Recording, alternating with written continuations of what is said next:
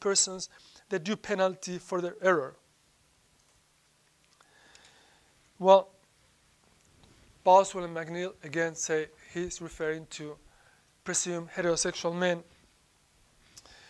And there seems to be an indication of that when he says that their women and their men exchange natural intercourse for unnatural.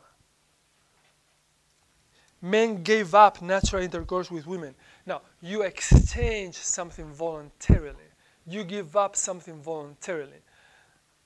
He doesn't seem to have the notion that they were born like that. They were like that from the beginning. You see what he... So it's like heterosexual men exchanging what is natural for the unnatural, giving up the natural intercourse for the... also, there is a question as to what he means by natural. By natural. What is natural? Don't remember your names yet. Really bad. Salvi. Okay. Salvi. If your car breaks down in the freeway, you get a flat tire, whatever, and you're a member of the AAA, what is the natural thing to do for you? To start hitchhiking or to call the AAA? To call the AAA. Is there anything natural about calling the AAA? But we call it natural, right? Well, she called the AAA naturally. So we use the word natural, and so did the Greeks, and so did St. Paul, to mean what is customary, what we are more habituated to. So by natural, he may also simply mean that what is customary. These people are being weird. They're doing something weird.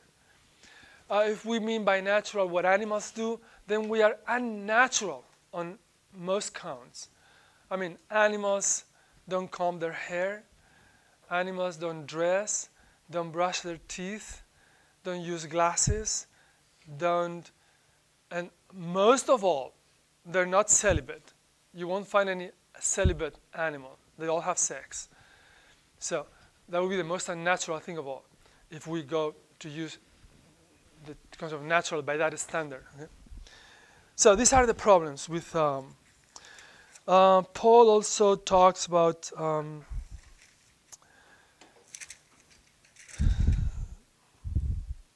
same-sex sexual activity in a couple more instances, but in both cases, what transpires is this idea that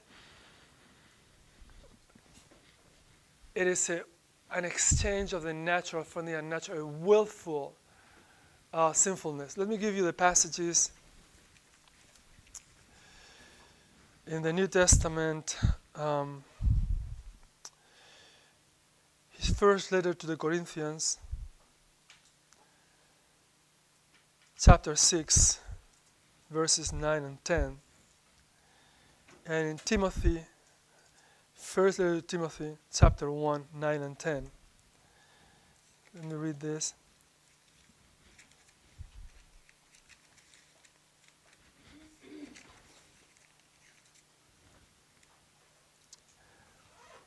In Corinthians, first letter to Corinthians, chapter 6, verses 9 and 10, he says, he gives you the list of those who will not enter the kingdom of heaven.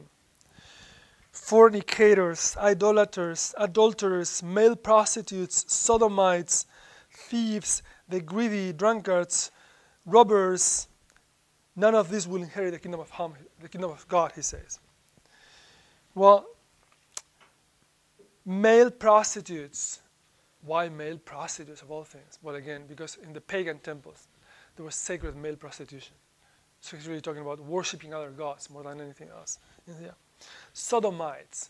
Well, he uses two words in Greek, and sometimes the way the words are translated may have a tremendous projection later. He uses two words, malakoi and arsenokoitiai. Now, one of these words really means a prostitute, a male prostitute, and the other one means like a man who masturbates, or a man given to vice, to be immoral sexually, generally speaking, a pervert, you would say, but in very general terms, not necessarily meaning homosexuality. Now, these two words, for lack of a good equivalent, have been translated in the wildest manners you could imagine. You open some Bible out there, it tells you homosexuals and effeminate men. I read that in one Bible. Homosexuals and effeminate? No, it doesn't talk about homosexuals or effeminate men. That's absolutely outrageous. It doesn't mean that at all. Now, if you are not too interested in the issue of homosexuality and you translate in the Bible, oh yeah, we are homosexuals. Well, no. What word you choose is going to have it's the Bible. It's going to have a tremendous projection, tremendous influence on people. He's not using the word homosexuals because that word didn't exist then. He's talking about male prostitutes and men who are perverts in a general sense. And if you don't know how to translate that, don't go for the easy one, as many translators have done. So this has a tremendous projection because these texts were written in Greek, and ancient Greek, and they have been mistranslated many times. Okay. So that's 1 Corinthians, and then in Timothy, first letter to Timothy,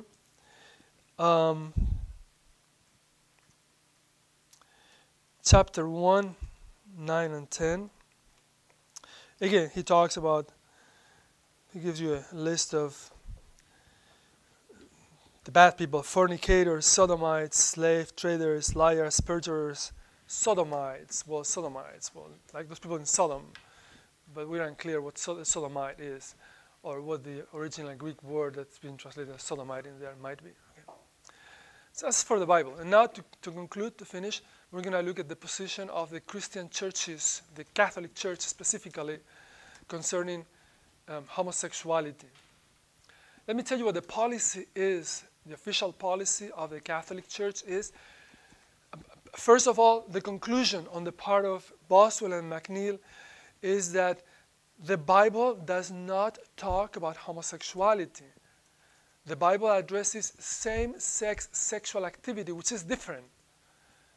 It's same-sex sexual activity performed by presumed heterosexual men. But it doesn't address homosexually oriented men who feel that attraction and those feelings towards other men, or women towards other women. So what happens when the Bible doesn't address a moral issue? Well, the Bible doesn't talk about nuclear bombs, nuclear power. Well, in that case, in the case of the church, the Catholic Church, remember, because of the magisterium, then the magisterium of the church, the Pope, the bishops, will have to come up with a policy which is based basically in the rule of love, Christian love. Okay? And so, for example, the church has a policy of nuclear war. Nuclear war is immoral. It goes against Christian doctrine, they will say. Although the Bible doesn't say anything, but the church fills in that lack of direction, specific directions in the Bible concerning nuclear weapons. Well, with homosexuality, Boswell and McNeill say it's exactly the same, exactly the same. The Bible does not talk about homosexuality, they say. Therefore, the church should rule, but rule based on a rule of love. Not to hurt people, but to help them. Okay, that is their position. Now, let's go now to the official church position, which is the official church position of other Christian churches as well. The official position of the church, the Catholic Church, is homosexuality per se is not a sin. A homosexual person is not more of a sinner than a heterosexual person. But homosexuality is a special inclination to evil, to do something which is disorder, not what God had planned. Okay? And so homosexuality is one more consequence of original sin. Remember, through original sin, Adam and Eve sinning, the whole of creation came into a state of chaos. Although that's a myth, but whatever truth that myth encapsulates, is what is called original sin. And so, because of that, So homosexuality is a